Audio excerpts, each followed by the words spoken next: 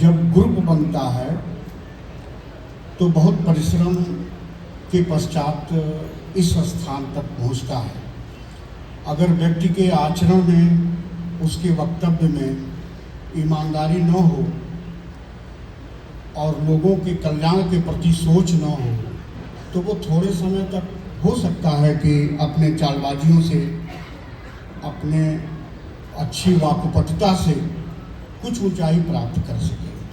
परंतु अगर निरंतर कोई व्यक्ति राष्ट्रीय स्तर पे, अंतर्राष्ट्रीय स्तर पे पत्रिकाओं के माध्यम से, जैसा कि अभी बताया, इन्होंने दिखलाया कि फोर्थ पत्रिका जो है वो व्यवसाय के क्षेत्र में ही अग्रणी लोगों को पुरस्कार प्रदान करती है, तो मैं संजय और उनकी समस्त टीम को साधुवाद देता हूं कि उन्होंने अपने आचरण में ईमानदारी को दर्शाया है। आप शास्त्र ज्ञान चाहे जितना भी कर लें, वेदों को पढ़ लें, उपनिषदों को पढ़ लें, मीमांसाओं पुराणों का अध्ययन कर लें, परंतु यदि उसमें से किसी एक नियम का भी आपके आचरण में प्रदर्शन नहीं है तो वह ऐसे शास्त्रज्ञ जो हैं वह कौवे के समान हैं और उनकी तुलना सारस से नहीं की जा सकती। और कुछ भी ना पढ़ें और अगर जीवन में उन शास्त्रगत अनादिकाल से चले हुए हमारे वेदों में जो भी चीज़ें बतलाई गई हैं, सनातन धर्म के जो भी तथ्य हैं, वह जीवन के मूल विधा में परिवर्तित हैं। उसमें कोई ऐसी कठिनाई वाली शब्द नहीं है जिससे कि हम परेशान हों।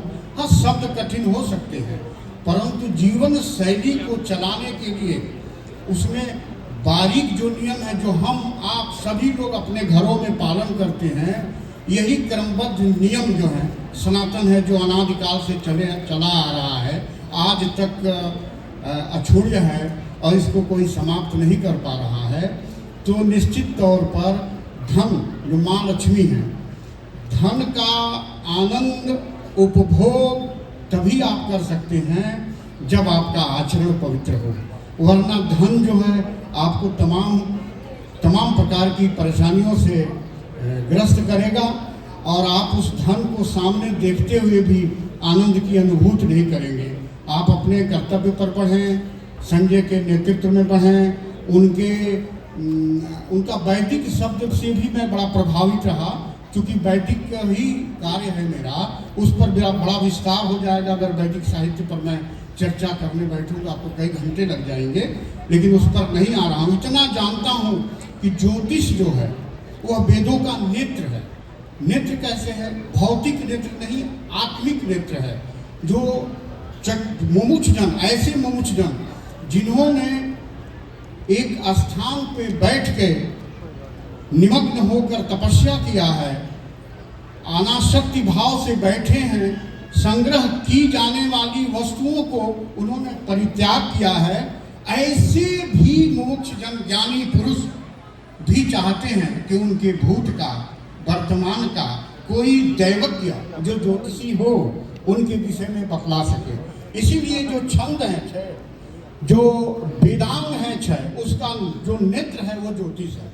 और इस नेत्र के बिना वेदों में बताए गए जो यज्ञ हैं, उस यज्ञ का समय काल की गणना, किस मुहूर्त में कार्य होना है, यज्ञों का फल भी, यज्ञों से जो भोजन देवताओं को प्राप्त होता है, उसके लिए भी ज्योतिष का काल गणना आवश्यक है, अन्यथा वह यज्ञ भी विफल हो जाएगा। ज्योतिष इस तरीके से महत्वपूर्ण है।